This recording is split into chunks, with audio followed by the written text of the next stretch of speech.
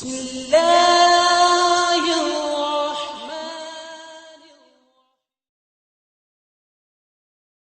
الحمد لله وكفى وسلام على عباده الذين اصطفى أما بعد فأعوذ بالله من الشيطان الرجيم بسم الله الرحمن الرحيم يا بني آدم قد أنزلنا عليكم لباسا يواري سوآتكم وريشا ولباس التقوى ذلكم خير ذلك من آيات الله لعلهم يتذكرون سبحان ربك رب العزة عما يصفون وسلام على المرسلين والحمد لله رب العالمين اللهم صل على سيدنا محمد وعلى آل سيدنا محمد وبارك وسلم۔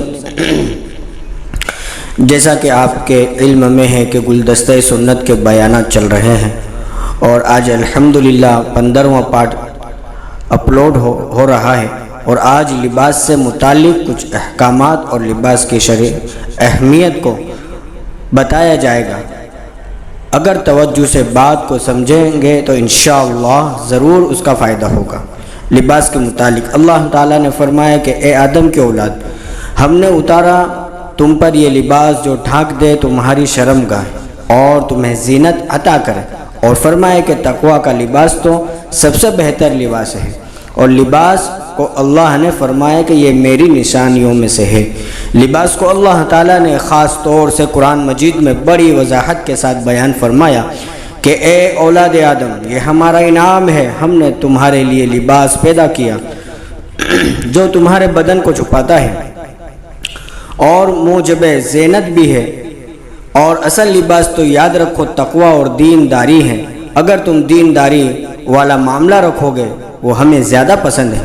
اور اگلی آیت میں اللہ نے فرمایا یا بنی آدم لا یفتننکم الشیطان کما اخرج ابویکم من الجنہ ینزع عنہما لباسہما لیریہما سوآتہما۔ اے آدم کی اولاد، شیطان تم کو کسی خرابی میں نہ ڈال دے کہ تم سے خلاف حیا، خلاف تقوی کوئی کام کروا دے جس سے اس نے تمہارے ماں باپ کو جنت سے نکالا تھا، اس حالت میں کہ ان کا لباس بھی اتروا دیا تاکہ وہ ایک دوسرے کا بدن دیکھ سکیں۔ تو ایسے انسان کے لیے بڑی رسوائی ہے جو شریف ہو اور اس کے اندر حیا نہ ہو۔ اور ایسی آیت کے اندر آخر میں اللہ تعالیٰ فرماتے ہیں اِنَّا جَعَلْنَا الشَّيْطَانَ أَوْلِيَاءَ لِلَّذِينَ لَا يُؤْمِنُونَ، شیطان کا رفیق اور شیطان کا ساتھی ہم اس کو بناتے ہیں جس کے اندر ایمان نہ ہو۔ کامل طور پر شیطان کا تسلط اس کے اوپر ہوتا ہے جو کافر ہو، لیکن اگر کوئی ایمان والا ہے تو جتنا کم درجے کا اس کا ایمان ہو تو گویا باقی حصے پر شیطان کا تسلط ہے۔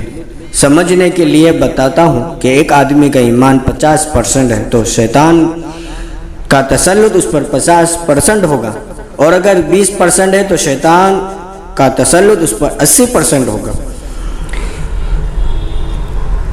اسی طرح ایک آیت میں اللہ تعالیٰ فرماتے ہیں ان عبادی لیس لک علیہم سلطان، جو میرے بندے ہیں شیطان کا ان پر کوئی زور نہیں چلتا۔ تو اگر ہم اللہ کے بندے ہیں تو شیطان کا زور ہمارے اوپر نہیں ہونا چاہیے۔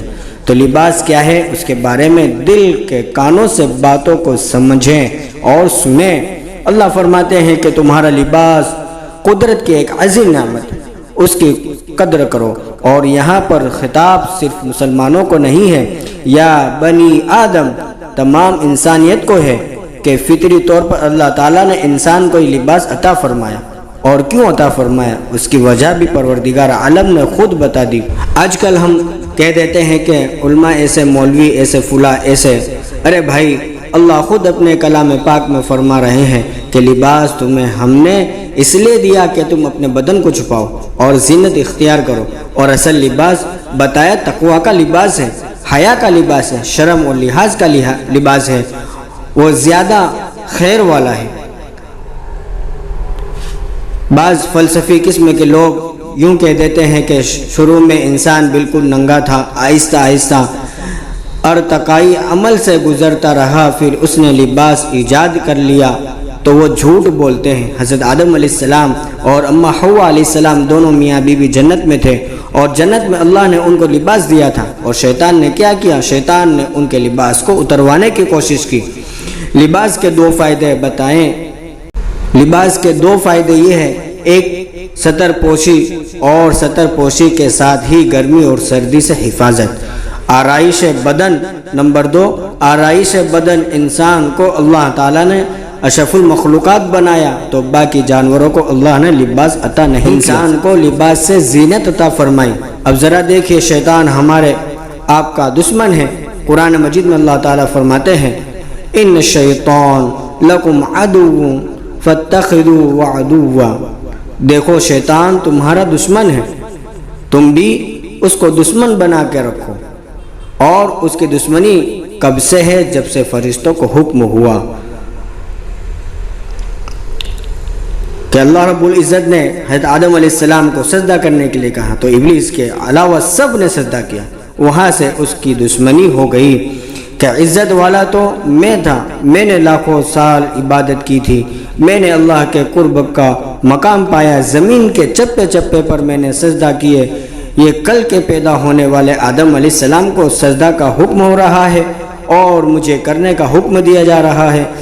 تو اس کو حسد ہو گیا اور اس نے اپنے دل کے اندر ایک بات پیدا کی، یعنی تکبر آیا، گھمنڈ آیا، تو انسان کے لیے اس نے اپنے اندر دشمنی رکھ لی اور اللہ تعالیٰ نے اس کو کھول کھول کے بیان کیا۔ آدم علیہ السلام اور اماں حوا علیہ السلام یہ دونوں میاں بیوی ہیں، اور قرآن مجید کے اندر اللہ تعالیٰ فرماتے ہیں يَنزِعُ عَنْهُمَا لِبَاسَهُمَا لِيُرِيَهُمَا سَوْآتِهِمَا، ان دونوں کا لباس اتروا دیا تاکہ وہ ان کو ان کی شرمگاہیں دکھا دے۔ فَوَسْوَسَ لَهُمَا الشَّيْطَانُ، شیطان نے ان دونوں کے دلوں میں وسوسے ڈالے، وسوسے اس لیے ڈالے کہ یہ دونوں اپنے جسم کو دیکھ سکے۔ ذرا غور کرے اللہ تعالیٰ کتنی حیا والے ہیں، اللہ تعالیٰ کی غیرت کتنی ہے۔ اپنے بدن دیکھنا، اپنا بدن دیکھنا گناہ نہیں، شوہر بیوی کا بدن دیکھ سکتا ہے، بیوی خاوند کا بدن دیکھ سکتی ہے، لیکن اللہ تعالیٰ چاہتے ہیں کہ جنت اتنی مقدس اور اتنی اعلیٰ جگہ ہے کہ یہاں اگر میاں بیوی بھی ہے تو ایک دوسرے کے ستر کو نہ دیکھیں، اور شیطان کیا چاہتا ہے کہ ان کے ستر کھلوائے۔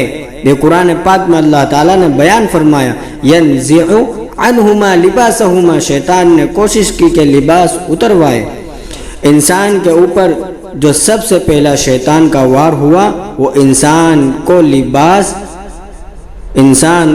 بے لباس کرنا تھا، اور اس نے کروایا۔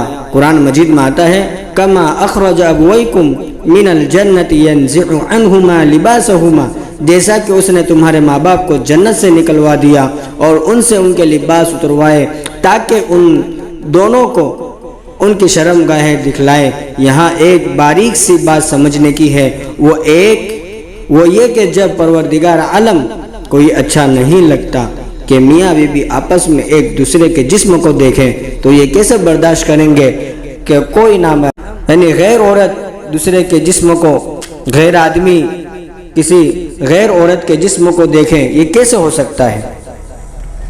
اللہ تعالی ہم سب کو کہنے سننے سے زیادہ عمل کرنے کی توفیق عطا فرمائے، اور شیطان سے بچنے کی، شیطان کے وسوسے سے اللہ پوری امت کی، میری پوری، آپ کی پوری امت کی حفاظت فرمائے۔ وآخر دعوانا ان الحمدللہ رب العالمین۔